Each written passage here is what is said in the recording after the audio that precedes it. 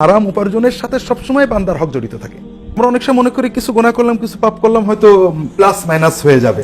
আসলে আমরা আল্লাহর কাছে যে গুনাহগুলো করি, আমি হয়তো শুকরের মাংস ভক্ষণ করেছি, নামাজও পড়েছি, রোজা রেখেছি, আমার এই শুকরের মাংস ভক্ষণের পাপ তওবাতে ক্ষমা হবে, এমনকি নেক আমল দ্বারা আমার অনেক নামাজ, অনেক রোজা দ্বারা ক্ষমা হতে পারে। কিন্তু হারাম উপার্জন কিন্তু তা নয়, কারণ হারাম উপার্জনের সাথে সবসময় বান্দার হক জড়িত থাকে। উপার্জনের সাথে আপনি জুলুম করেছেন, ঘুষ নিয়েছেন, সুদ নিয়েছেন, আপনি চাঁদাবাজি করেছেন, ওজনে কম দিয়েছেন, আমরা একটু পরে পারলে বলবো যে কোনো ধরনের ব্যবসায়ের প্রতারণা, এমনকি এক দেশের জিনিস আরেক দেশ বলে বেচেছেন, ইনগ্রেডিয়েন্টস পাল্টে দিয়েছেন, ভিতরে কি আছে, এই যে প্রতারণা, এর সাথে বান্দার হক জড়িত। এক্ষেত্রে আপনি শত ইবাদত করলেও আল্লাহর হুকুম অমান্য করার অপরাধ আল্লাহ মাফ করবেন, কিন্তু বান্দার ওজনের ওই পরিমাণ বুঝে না দিয়ে আল্লাহ মাফ করবেন না। এখানে আপনি যত দান করছেন আপনার গুনাহ গুনাহই থেকে যাচ্ছে, সবটা যার আপনি জুলুম করেছেন, ঘুষ নিয়েছেন, যাকে ফাঁকি দিয়েছেন, তা আপনি পাচ্ছেন না কিছু। এটা একটা বিষয় যে ইবাদত কবুল হয় না, এ বিষয়ে অনেক হাদিস আসছে। 3 নম্বর যেটা, যে এটাতে আপনার পরিবারের বরকত নষ্ট হয়ে যাবে, এটা বিভিন্ন হাদিসে আসছে। চতুর্থ হলো যে এর সাথে বান্দার হক থাকার কারণে দুনিয়াতে বিভিন্ন রকমের শাস্তি, গজবের কথা বিভিন্ন হাদিসে বলা হয়েছে। এগুলো সবই হারাম উপার্জনের ভয়াবহতা, এটা আমাদের সবারই বোঝা দরকার। অনেক সময় আমরা দুর্ভাগ্যজনক মনে করি যে বর্তমান সময়ে কিছুটা অনিয়ম না করলে চলা যায় না। আসলে এর জন্য সবাই আমরা দায়ী। একজন সৎ কর্মকর্তা তার সেই সততার জন্য কোনো পুরস্কার পান না, কিন্তু দুর্নীতিবাজ মানুষ এগিয়ে যান। আমরা তাদের জন্য সততাকে উৎসাহ দেওয়ার ব্যবস্থা করতে পারছি না। তারপরও আল্লাহর দিকে তাকিয়ে আল্লাহর ওয়াদা, মাইয়াত্তাকিল্লাহ ইয়াজআল মাখরাজান ওয়া ইয়ারযুকহু মিন হাইসু লা ইয়াহতাসিব, আল্লাহ কোরআনে ওয়াদা করেছেন, যদি কেউ আল্লাহকে ভয় করে, মুত্তাকওয়ার উপর থাকতে চায়, আল্লাহ তার ব্যবস্থা করবেন আর এমন ভাবে রিজিক দেবেন যে সে চিন্তাও করতে পারবে, ধারণাতেই তুচ্ছ থেকে। কাজে আমরা বুঝবো যে অপরাধ আমরা আল্লাহর কাছে করি, বান্দার কাছে না করি।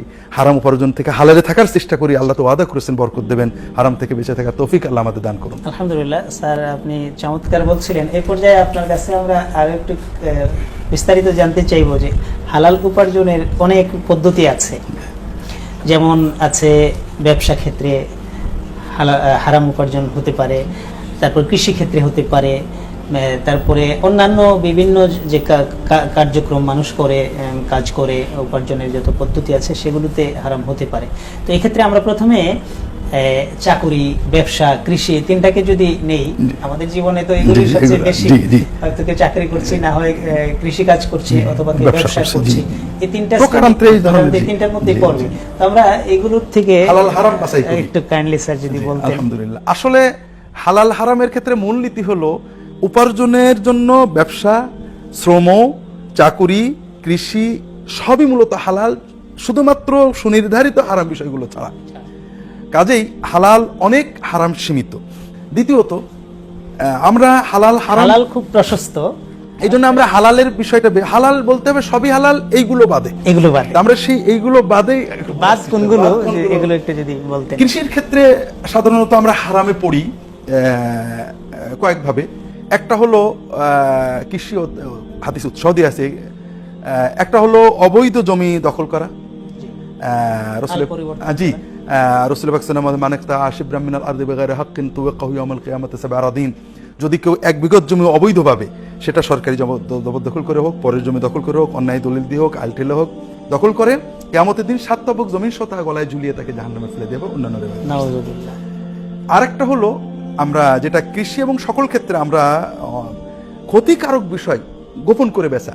আমরা মাছে, পণ্যে, কৃষি পণ্যে অনেক সময় ক্ষতিকারক কেমিক্যাল ব্যবহার করছি, ফরমালিন দিচ্ছি, এটা কঠিন হারাম। দুর্ভাগ্য যে আমাদের কৃষকরা পরিশ্রম করে, কঠিন হাড় ভাঙা পরিশ্রমের হালাল উপার্জন সামান্য লোভের জন্য কেমিক্যাল দিয়ে দিচ্ছেন, এবং মানুষকে এটা মান গাশশানা ফালাইসা মিন্না, যে তার পণ্যের ত্রুটিগুলো গোপন রেখে বিক্রি করবে, সে আমার উম্মতি নয়, অর্থাৎ যে প্রতারণা করলো, জি, সে আমার উম্মতের মধ্যেই না। এরপরে আরেকটা যেটা আমাদের বুঝতে হবে, যে কৃষি এবং ব্যবসা দুটো মিলিয়ে লা ইয়াহতাকিরু ইল্লা খাতি, অর্থাৎ মজুদ, যে কোনো পণ্যকে মজুদ করে দাম বাড়ানো।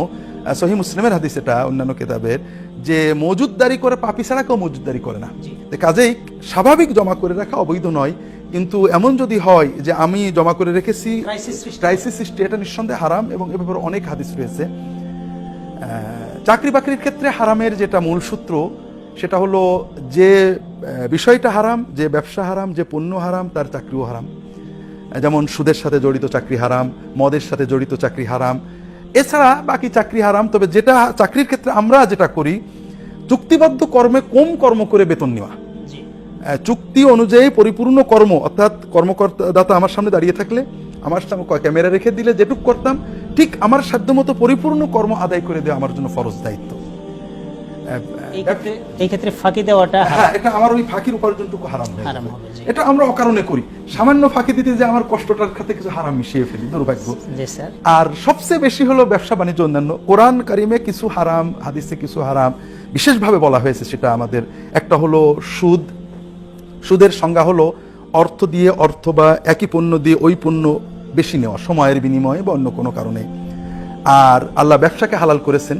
ব্যবসা হলো পণ্য দিয়ে টাকা বা টাকা দিয়ে পণ্য। স্যার, সুদ বিষয়ক বিষয়টি আমরা আরেকদিন একটা স্বতন্ত্র প্রোগ্রামই করতে হবে, কারণ এই বিষয়টা এটা অত্যন্ত আমাদের জন্য খুবই গুরুত্বপূর্ণ। গুরুত্বপূর্ণ, জি। স্যার, সামাজিক বেদি হিসাবে আরেকটি ব্যাপার, যৌতুক নেওয়াটা, এটা কি হারামের পর্যায়ে পড়ে? যৌতুক তো মানে বিশ্বের সবচেয়ে নোংরা চাঁদাবাজি। ওয়ালা তাকুলু আমওয়ালাকুম বাইনাকুম বিল বাতিল ইল্লা আন তাকুনা তিজারাতান আন তারাদিম মিনকুম। জি। তোমরা পরস্পরে একে অপরের অবৈধভাবে টাকা কেড়ে নিও না, শুধুমাত্র ব্যবসা বাণিজ্য উভয়ের সম্মতি। সব অন্যের দ্রব্য জোর করে কেড়ে নেওয়া সকল ক্ষেত্রে হারাম। এক্ষেত্রে রাসূলুল্লাহ সাল্লাল্লাহু আলাইহি ওয়াসাল্লাম বিশেষ কিছু শ্রেণীর কথা বলেছেন, এটা এখানে বলতেই হবে।